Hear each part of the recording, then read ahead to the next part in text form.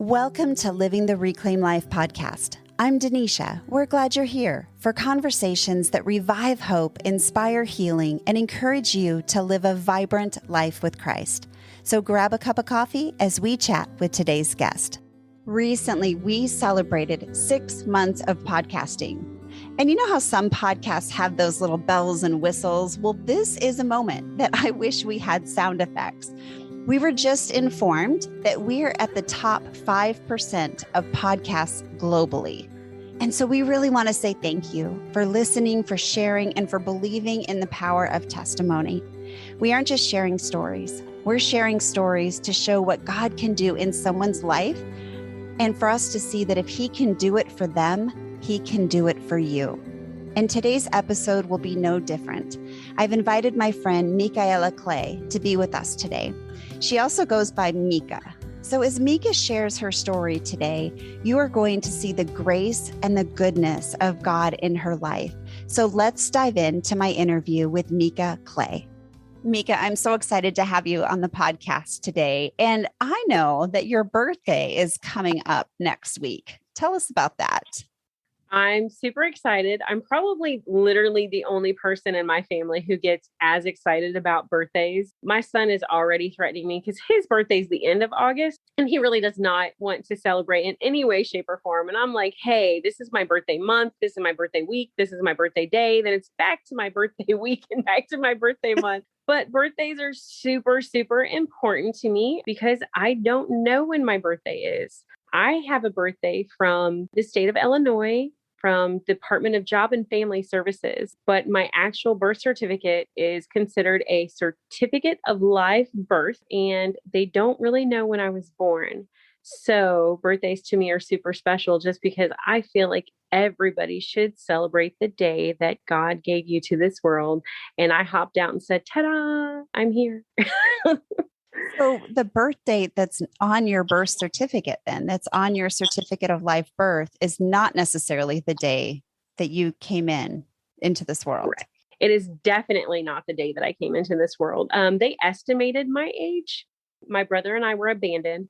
And when we were abandoned, they did not know how old I was at the time. There was a lot of controversy over what my age could have been. And I kind of envision, and I know this is probably not what they did, but I envision them grabbing a calendar and a dart and just throwing it like, ta-da, there's the day. Like, I don't know. So have birthdays with that knowledge, have birthdays been something that you've always loved, or was that hard when you found out that original information? Because now it's a full-on month-long party, it sounds like. Literally a full-on month-long party. But I can't say that it was always been hard. I think it's always been hard in my heart to know that I don't know when my birthday is. But I think it's harder for me that other people don't want to celebrate their birthdays. I like to go above and beyond for everybody. And it just really makes me happy to celebrate. And so many people absolutely hate having a birthday party, having recognition. And I'm literally the complete polar opposite of that. So it's pretty funny that. But I mean, I think God made me this way because I don't have a birthday. And I'm pretty sure if they didn't have one, they might feel differently. Yeah. Yeah. Well, I know that you are a party looking for a place to happen. So if Always. it's your birthday, you are showing up. Yes. So let's go back, if you don't mind, to when you mentioned that you and your brother were abandoned. So is your brother's older than you are, and by how much? He's a year and a half older than I am. His birthday is in March and mine is in August. So he's a year and a half older than me. My birth certificate is actually stamped in 1985. For now, we're just going to say that I'm turning 36 next week. She's lying right now, lying. Literally, maybe a little bit. But I came into this world bright and shining in 1979. And my brother was born in 1978. Okay, so you guys are a year and a half apart. And so your brother's, a year and a half old, he's a toddler. And tell us about the circumstances regarding your birth.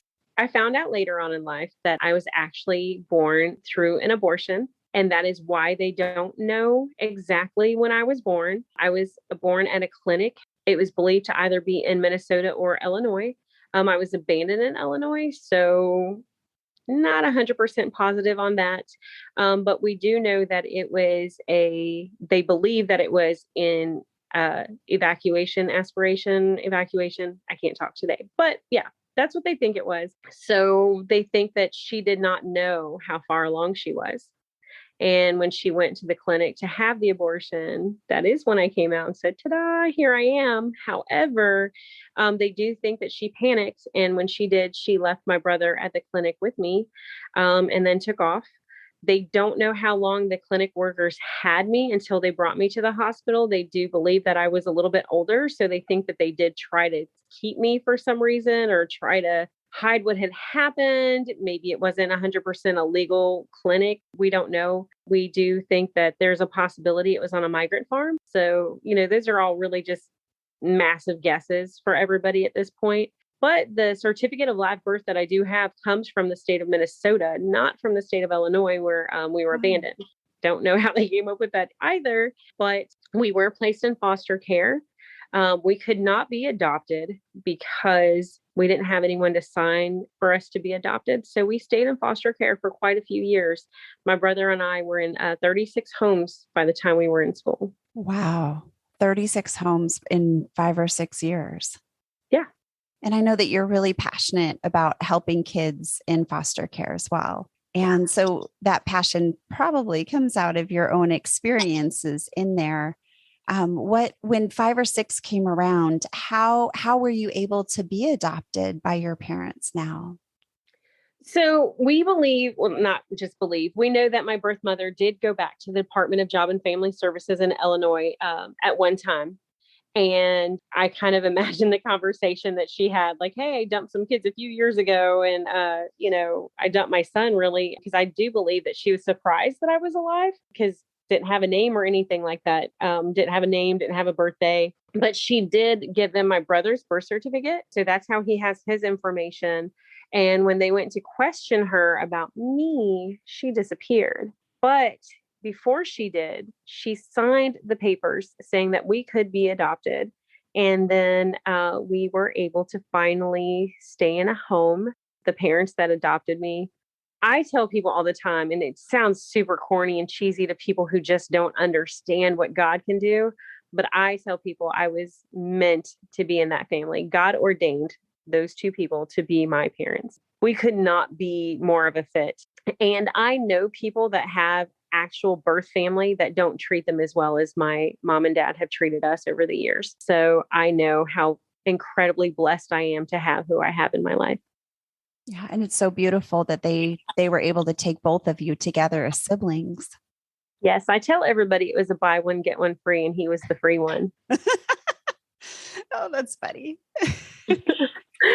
Now, what is some of the work that you've done to help kids in foster care as well? I know you have such a huge heart for that. So I've worked in a foster home actually for quite a few years. Actually work with summer camps and different things like that. Because of COVID, a lot of the things that we've done have been put on hold. So that's a little disheartening. But a lot of those kids still reach out to me. They message me on Facebook. I've watched some of them grow up, even join the military, those types of things. Foster care reform is one of the biggest things that we need in this country, other than to stop killing off our babies before they can even get into foster care. But the foster care reform, most states, when your kid turns 18 years old, they're just kind of left onto the street to fend for themselves. And the military is really kind of one of the only options that a lot of them have. And I'm not dissing the military. I think it's absolutely wonderful. And everybody, I think, should be required to join because it really does teach you discipline. But if you don't want to do that, there should be other options. And they're just not really for foster kids. Does that tend to pan out that way as they turn 18, that they can lean back into some of those camp leaders? Or is that not the norm that happens? Honestly, I'm going to say it's 50-50. There's still a lot of kids out there who are harboring that anger and that hurt. And they won't allow that healing to start no matter what you do.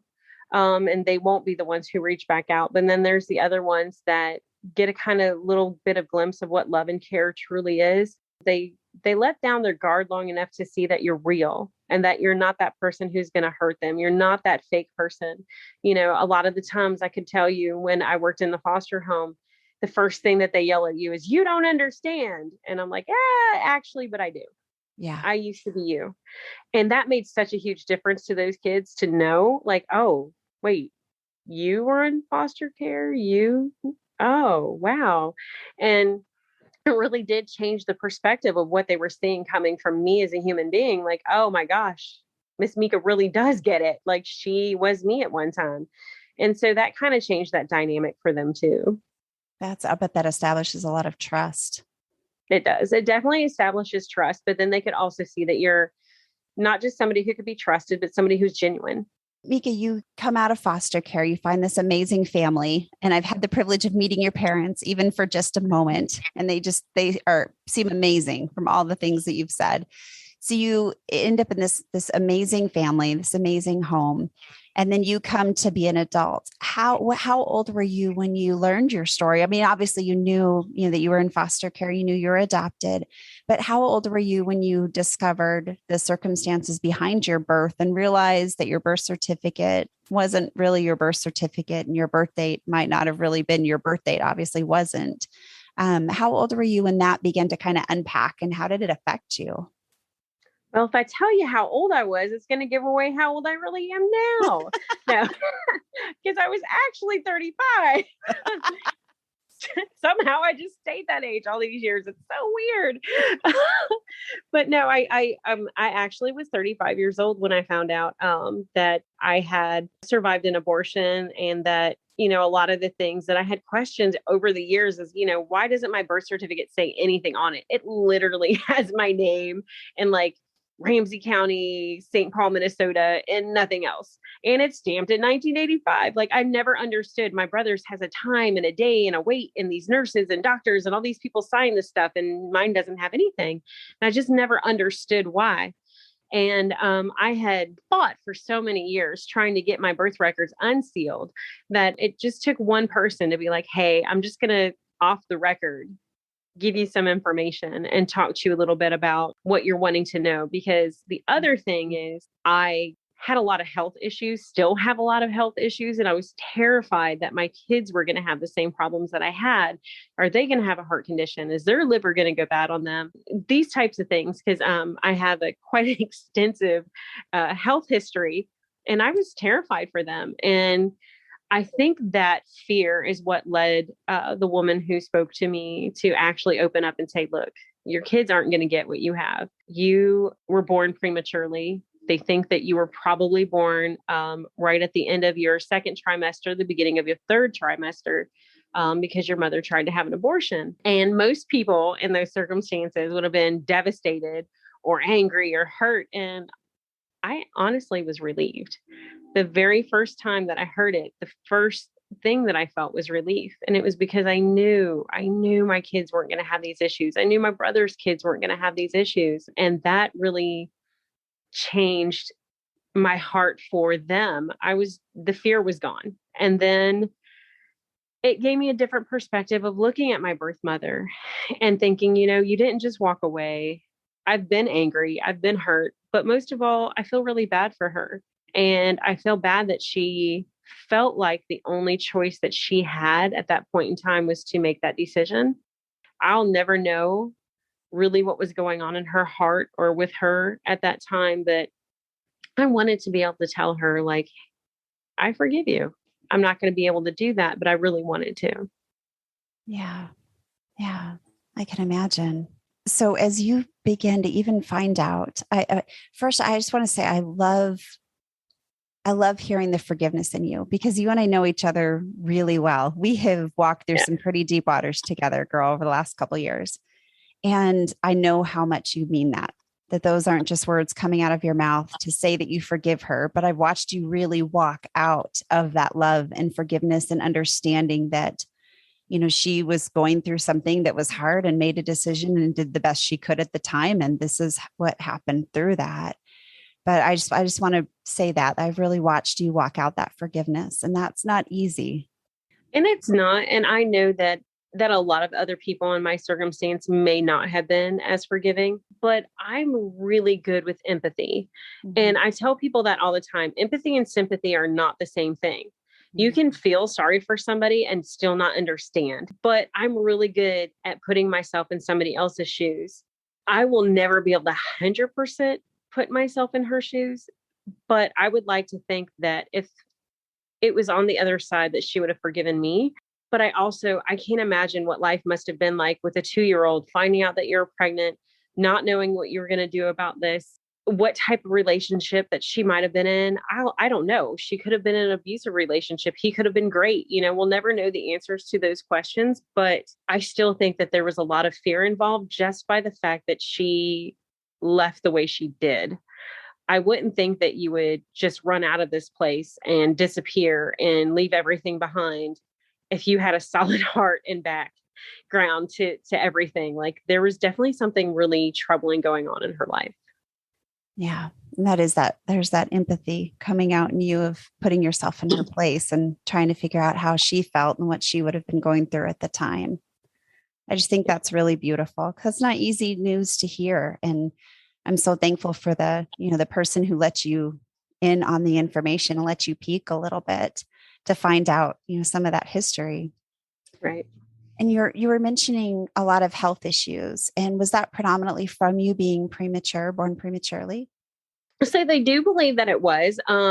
I know that my lungs were not fully developed. That was something that we found out when I was older, just because like asthma and those type of things, a lot of people have it, but they don't know, until they really start digging in and doing the scans. So I do have a bad heart. I have asthma. I have like 4 different autoimmune disorders. So I have celiac, I have autoimmune hepatitis, I have Hashimoto's, and I have IBS, which are all autoimmune.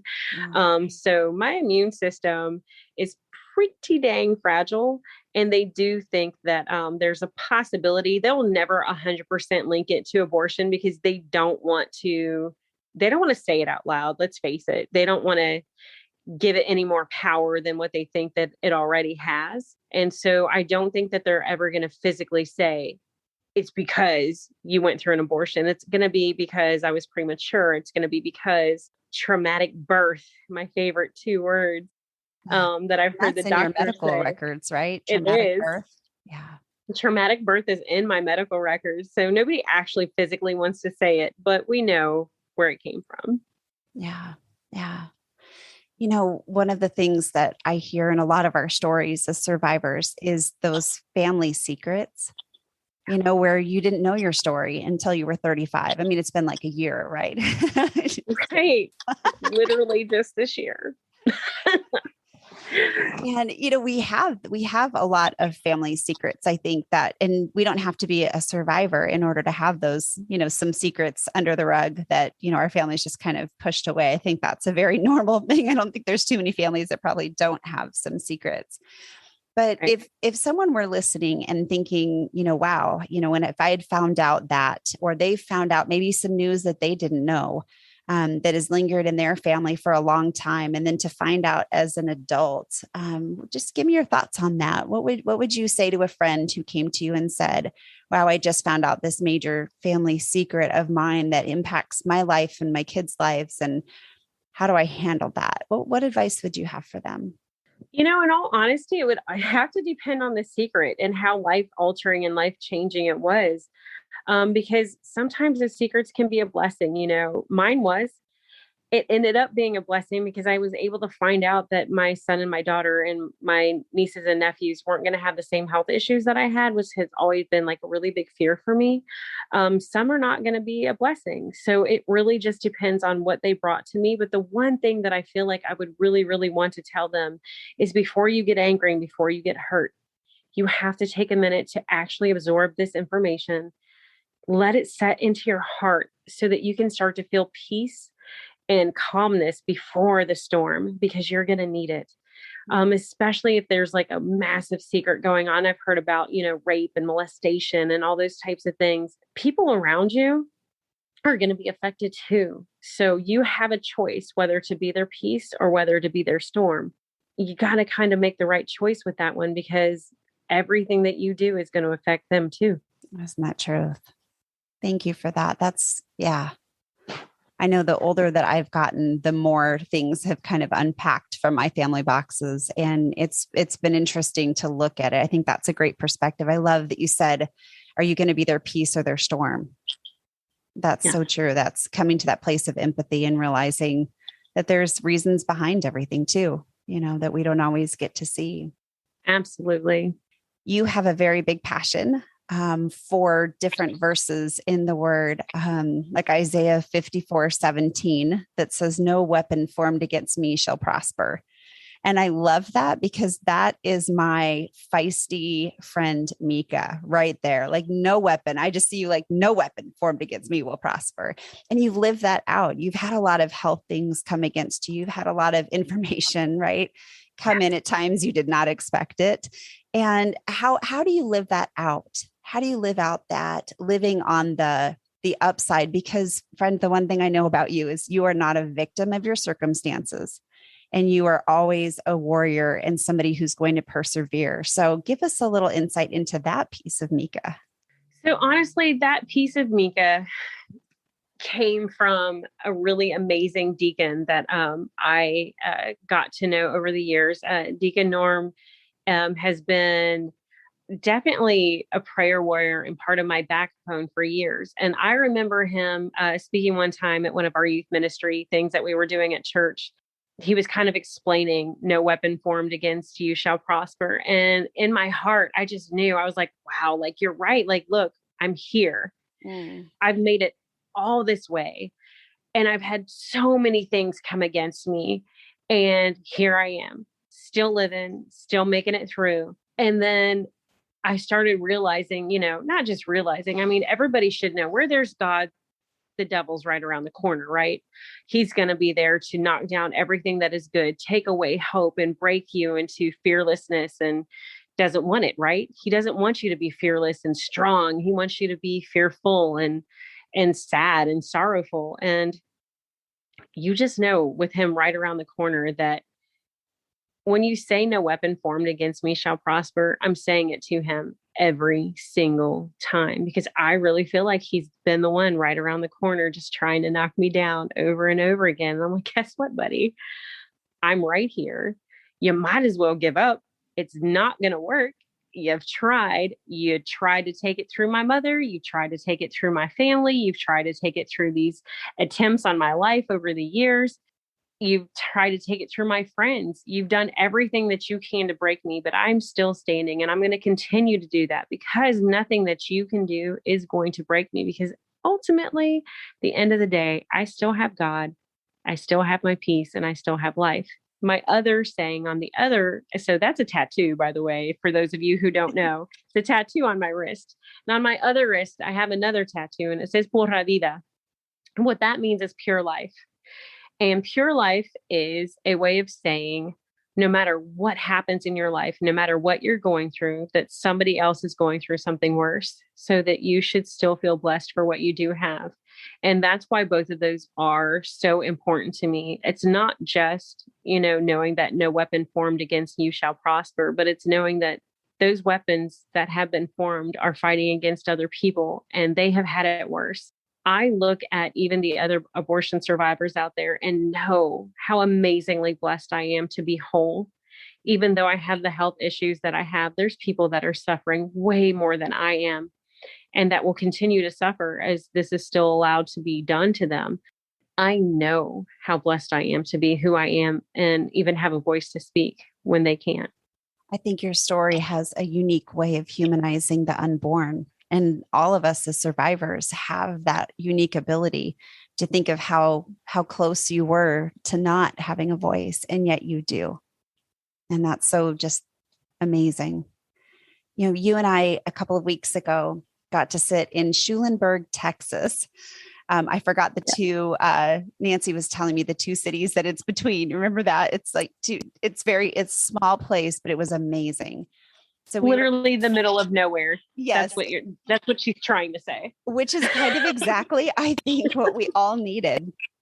So Mica and I met through the Abortion Survivors Network and got to do, the first thing we did was we went through and kind of locked arms and went through Melissa's healing curriculum, which is Yes. intense. Those are some deep waters that we dove into. And sometimes I did not want to dive into them. And I think all of us you were a good accountability. We got to walk through that.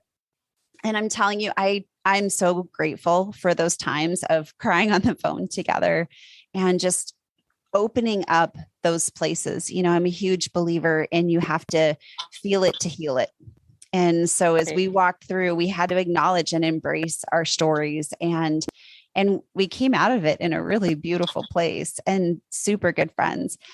As we went to Schulenburg together, and we were in a room with 17 survivors. Each of us, as you can hear, if you've been listening to the podcast this month, each week we have a different one of my friends on who have survived an abortion. And everybody's story is so different. Yet, I don't know about you, but me sitting in that room, I felt like we all just met for the first time. And there's 17 of us, each with different stories, each an absolute miracle.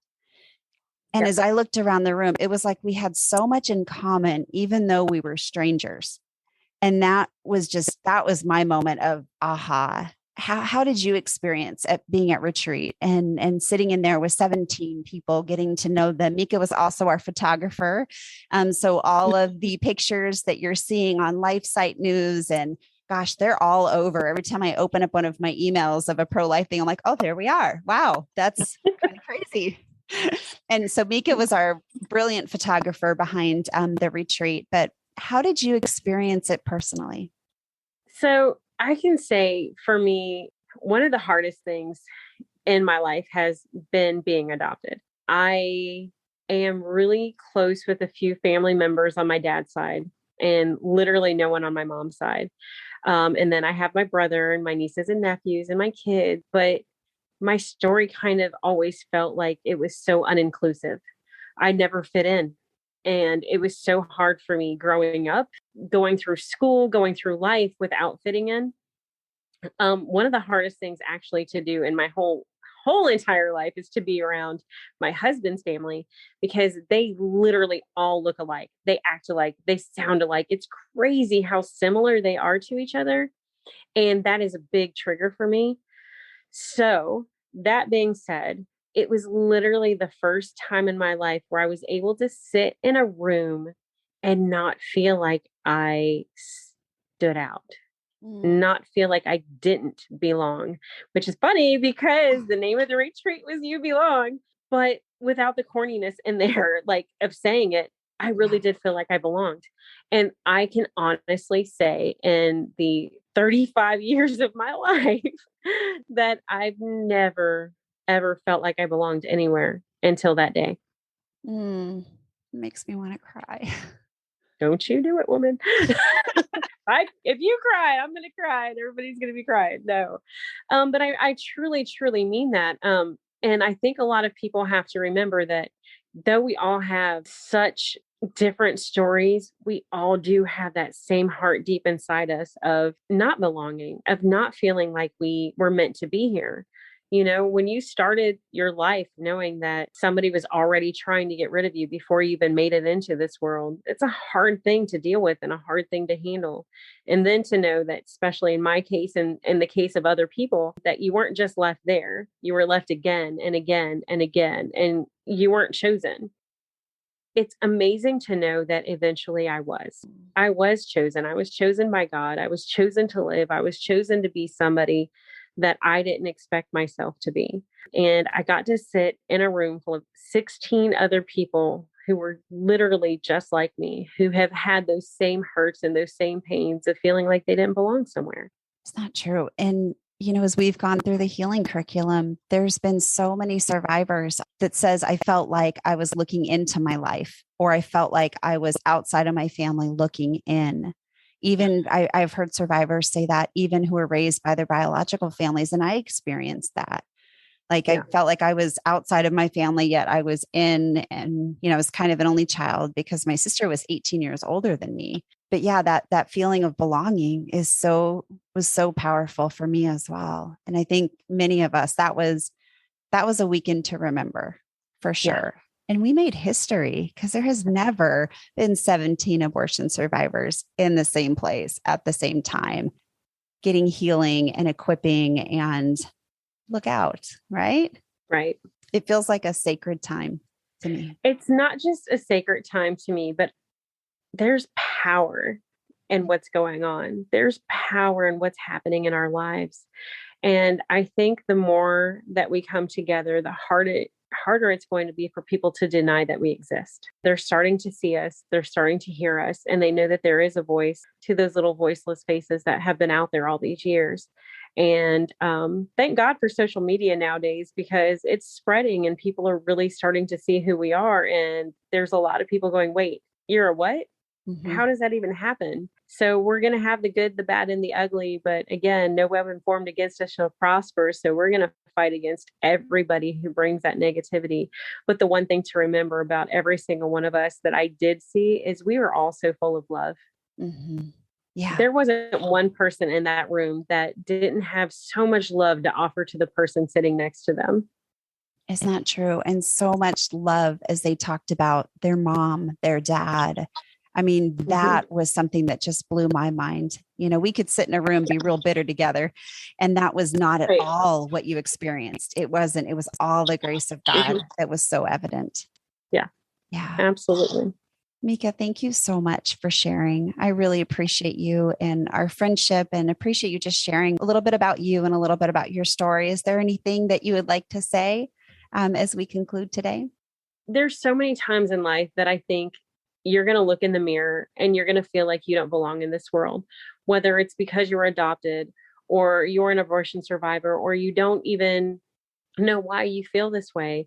Maybe you feel like you stick out in your family. Maybe you feel like you don't belong in this world for whatever reason. You've been raped, you've been molested, you've been abused, you are in a bad relationship, whatever it be.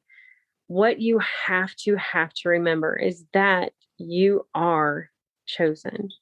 You are loved, and that there's somebody out there who wants you to be alive, whether it be us, whether it be God, a family member or a friend.